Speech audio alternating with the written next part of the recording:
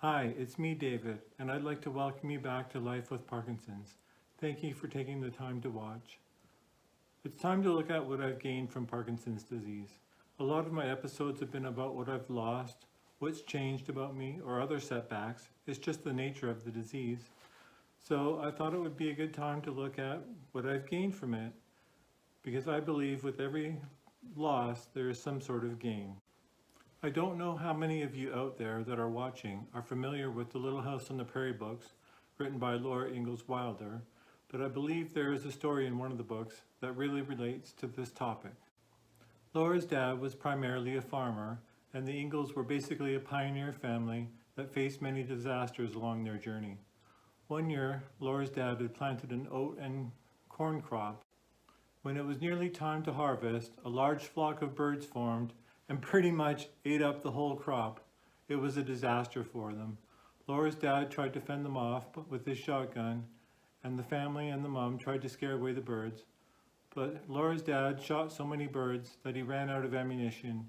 He went into town to get more and came back, and no matter how many birds he killed, he just couldn't drive them away. They ended up cooking and eating as many of the plump birds as they could. Even though Laura was upset by what had happened, her mom's words have always stuck in my mind. There's no great loss without some small gain. So with this episode, I'm going to try and follow Laura's mom's precedent and share with you 3 things that I've gained from this illness. At the end, I'm going to share with you a 4th that I hope to gain, so please stick around for the conclusion. As always, if you are experiencing problems with your Parkinson's, I ask that you seek out professional medical advice. That is the best thing you can do for yourself. The first thing that I have gained is a greater respect for those with a chronic illness. One who has had a lasting impact on my life was a friend of mine who was born with cystic fibrosis. She died shortly after we graduated from high school. She was the type of person that always seemed happy and grateful for what she had, even though she knew that her fate was to live a short life.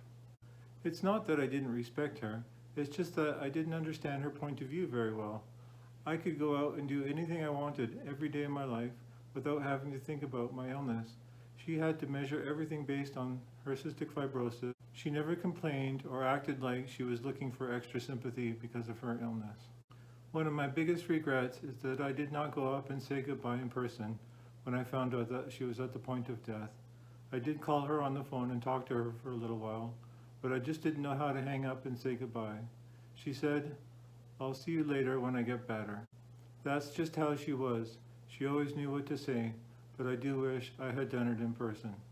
Having Parkinson's disease helps me to understand her life a little bit better and gives me a greater respect for those who have suffered from a chronic illness their entire lives. The second thing that I've gained from Parkinson's is a renewed confidence in our medical system. Having had to deal with endometriosis since I basically met my wife, we have lost a lot of faith in the medical system as her illness progressed. Being turned away by the nurses and doctors and being told that there was nothing they can do except to supply painkillers to manage her illness is pretty devastating. Of course, our faith was somewhat restored when our daughter was diagnosed with type 1 diabetes, as there was a lot of things they could do to help her. But the endometriosis has always remained a sore spot for us. How could there be no help? How could there be nothing that they can do? We just don't understand. Since my diagnosis, I have come to understand that the medical system has its limitations. It is not able to cure every disease and every ailment known to mankind. From the medical conferences my wife and I have attended, we have come to know that the system does not know enough about the human brain and the human body to do all the fixing that we want them to do. At this point in my illness, I need to accept symptom management as the way to go, with the hope of one day finding a cure. I think sometimes we fall into the trap of believing that doctors and nurses are all-knowing and can fix every problem. We expect a lot.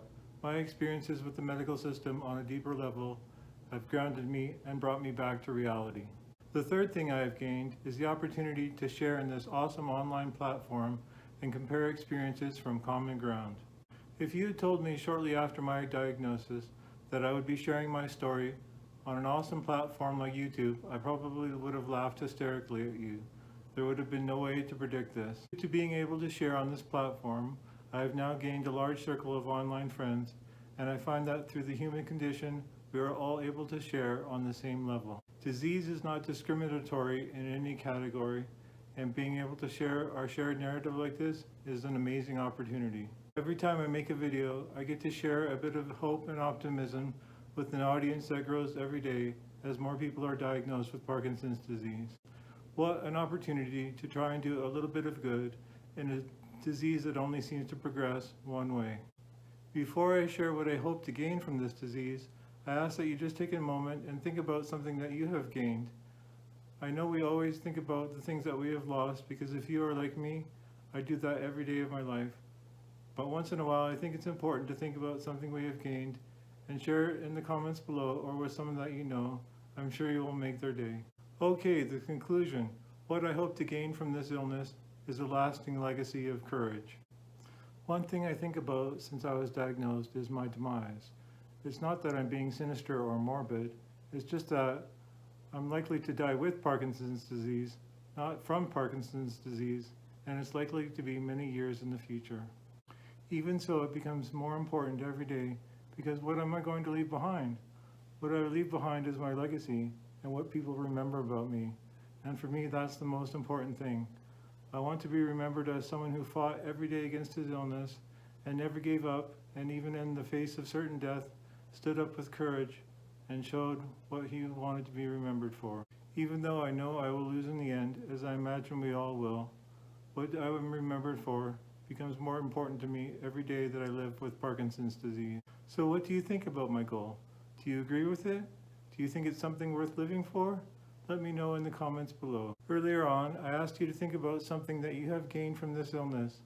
If you have come up with an idea, please leave it in the comments below or share it with a loved one. If you struggled to find your silver lining in your loss, don't worry, I understand. It's why I made this video about Parkinson's disease, going through the 5 stages of grief.